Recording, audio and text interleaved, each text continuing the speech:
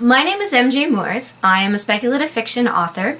My series happens to be called The Chronicles of Xannia. Book 1 is Tempest.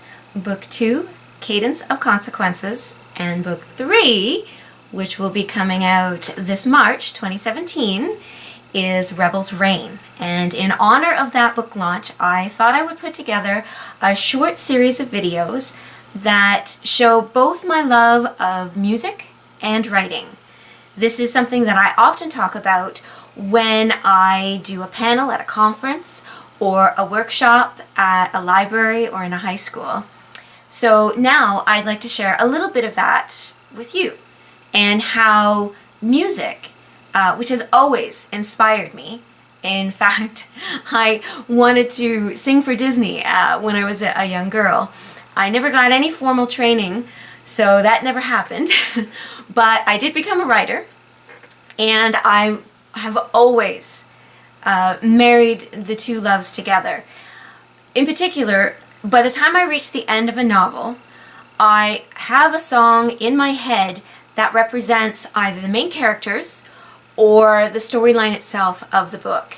And to me, when I talk to people about my book, it will often resonate more for them to hear a song that speaks to the passion of the story rather than just hear me talk. So I would like to share Tempest's song with you today. And that happens to be Second Chances by Shinedown, a rock group.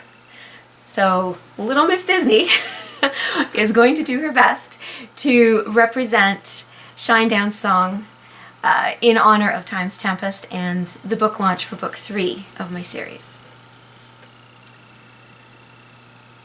My eyes are open wide by the way I made it through the day. I watch the world outside by the way I'm leaving out today. I just saw Haley's comet truly. Said, why you always running in place? Even the man in the moon disappears somewhere in the stratosphere.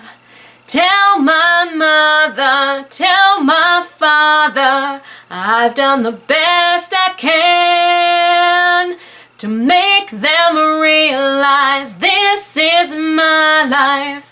I hope they understand. I'm not angry, I'm just saying sometimes goodbye is a second chance. Please don't cry one tear for me. I'm not afraid of what I have to say. This is my one and only voice, so listen close. It's only for today. I just saw Haley's comet truly. Said, why you always running in place? Even the man in the moon disappears somewhere in the stratosphere.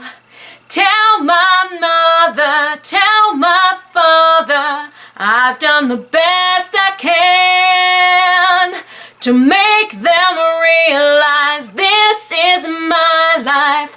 I hope they understand.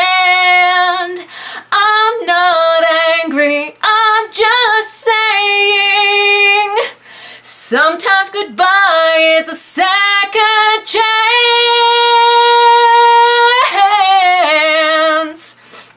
Here is my chance. This is my chance. Tell my mother, tell my father, I've done the best I can to make them realize this is my life. I hope they understand. I'm not angry, I'm just saying sometimes goodbye is a second chance. So, as you can see, it's a pretty passionate song.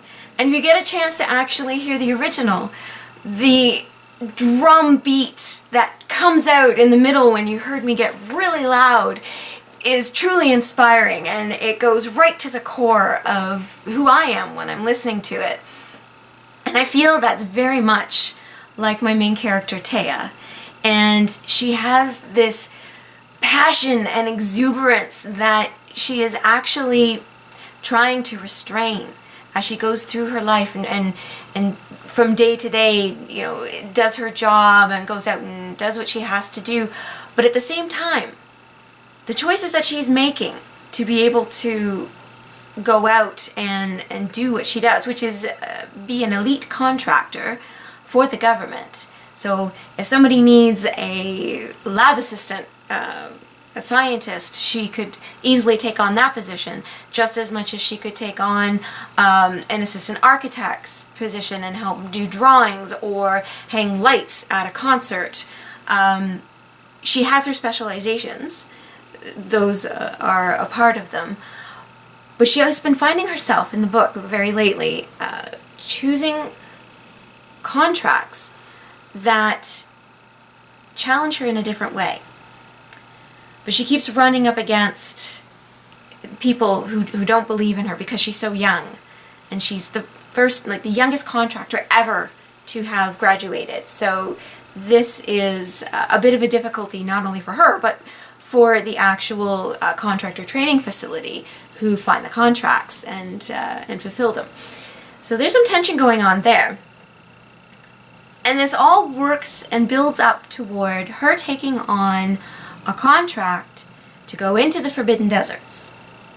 And on that journey, she finds out more about who she is and her past and her relationship to her parents. Tell my mother, tell my father, you know, second chances.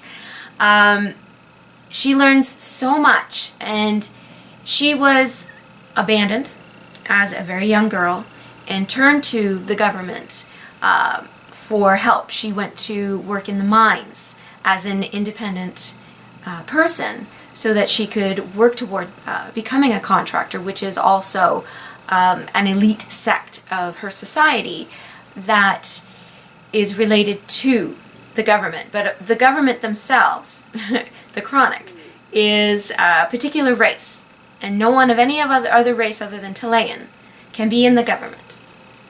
So she has chosen them as her pseudo-parents. And as you go through the book, you find out that the choices that she made based on her past and the relationship that she had with the people she thought were her parents informs everything and all her decisions up to the very point of whether or not she takes on this very dangerous contract of bringing a rebel from the government, a false prophet, if you will, into the deserts with his followers to find the lost chronicles, which of course they claim will help figure out what is wrong with their planet, because it's going under some very severe environmental conditions and nobody can figure out what's going on. So it's all about her finding herself, realizing that she has to pull away from not only her understanding of who her parents were, but the government as parent.